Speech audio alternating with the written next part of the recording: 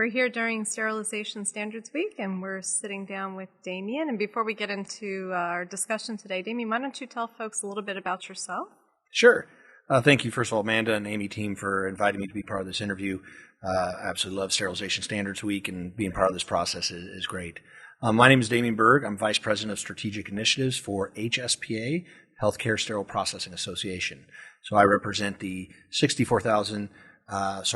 46,000 members and certificates around the globe, predominantly in the U.S., that clean, disinfect, and sterilize surgical instruments. So I'm one of the end-user voices for our members here at Standards Week. And I'm still a practicing sterile processing tech for the University of Colorado, where I'm a per diem tech. So I still keep my fingers and toes in the water as much as I can when I'm not traveling and doing HSPA official work.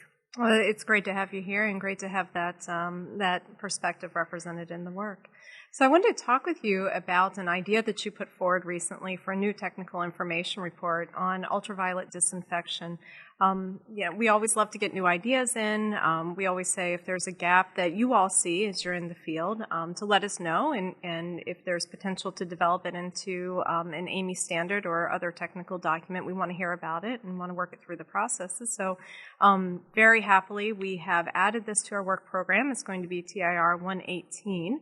Tell us a little bit about where the idea came from and what it's intended to do.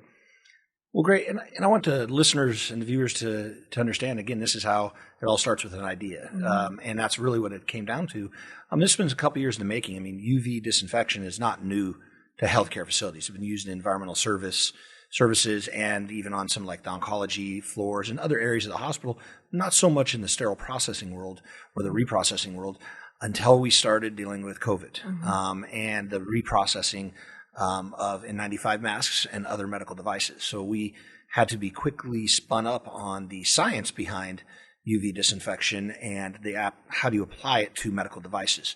And everybody wanted everything to be either sterilized, cleaned, and a lot of the stuff couldn't be just because of the materials. They don't go through the process. And again, we were dealing with a time where there was no standards, but there was no FDA guidance. It was emergency use authorization. So we did the best. But we also followed, there's a lot of research and study around the globe on this, and I actually reached out to my European colleagues because I am a member of the World Federation of Hospital Sterilization Science, and we have a lot of international colleagues that have already kind of breached this topic, but it just hasn't made it here to America. So I've reached out to them and kind of got a lot of knowledge when I was going through it, living the dream, should I say, or the nightmare during that time. So I thought about, well, why don't we have a standard? And again, life happens, everything gets really busy, and it kind of got put on the back burner. And then just recently, I'm like, okay, we need to move this forward because I'm not seeing it as much and as prevalent, but it's still a technology that's out there. There's still a demand. And what I really want to say is if something, I don't want to get to the same pandemic, whatever the next thing is, but it needs to be addressed. So how do we properly disinfect medical devices with UV technology that not only it's safe for the material, it's safe for the person using the UV disinfection, and also ultimately safe for the patient. So that's where the idea came from. I spent hours researching, and I spent hours reprocessing medical devices with the N90 or with the UV technology that we had in the hospital. So you raise an interesting point that this sort of technology might be more mature outside of the United States, maybe a little bit less known within the U.S., which I think makes it very appropriate for a technical information report, which is informative and might provide some recommendations.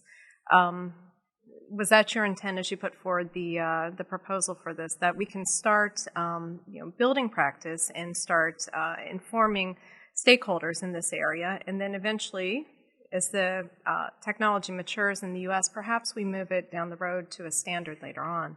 Yeah, no, absolutely. I just wanted to start the conversation because I tend to be a little bit, in a lot of industries, not just in healthcare, but we tend to be reactive.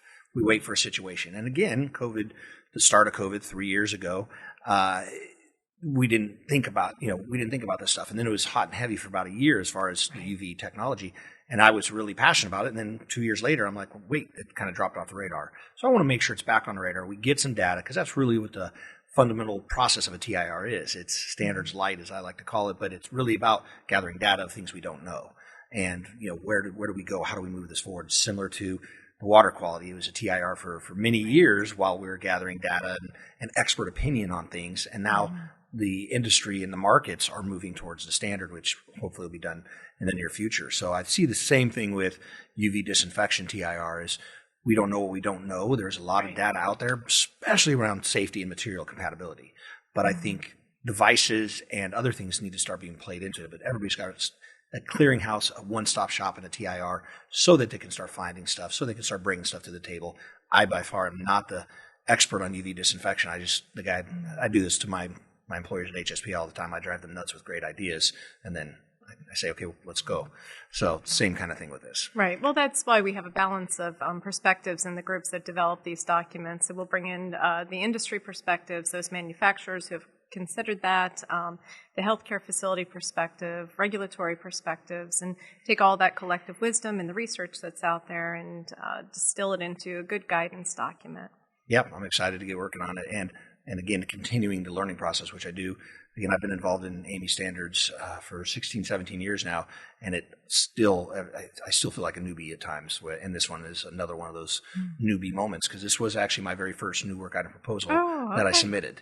So out of all these years, that's the first time I did it. So it was a new process, and so I'm still learning, and that's why I encourage everybody to keep learning. Yeah, always something to learn, always something new.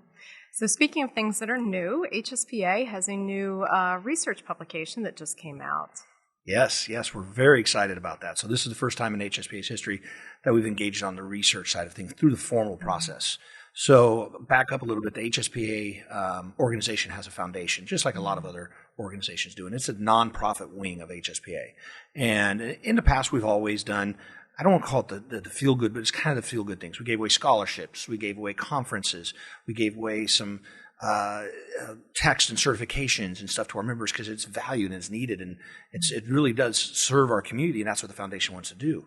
Well, again, when I started with HSPA a year and a half ago, I said, well, what else can the foundation do that's giving back to our industry and our profession, besides what we're already doing, the great work that the foundation's doing? And one of them was research.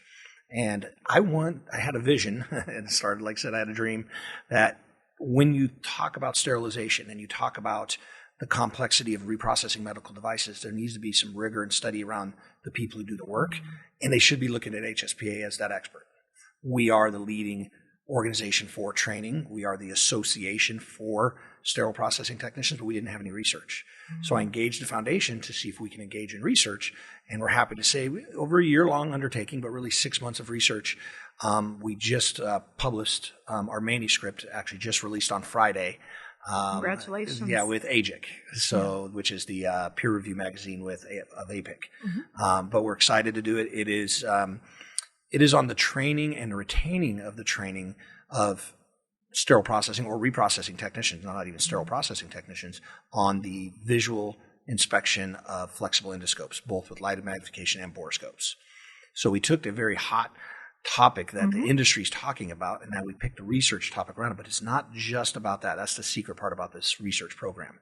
It is about training the technicians in a new, novel approach so that they can not only learn a complex way of doing things, but also retain it.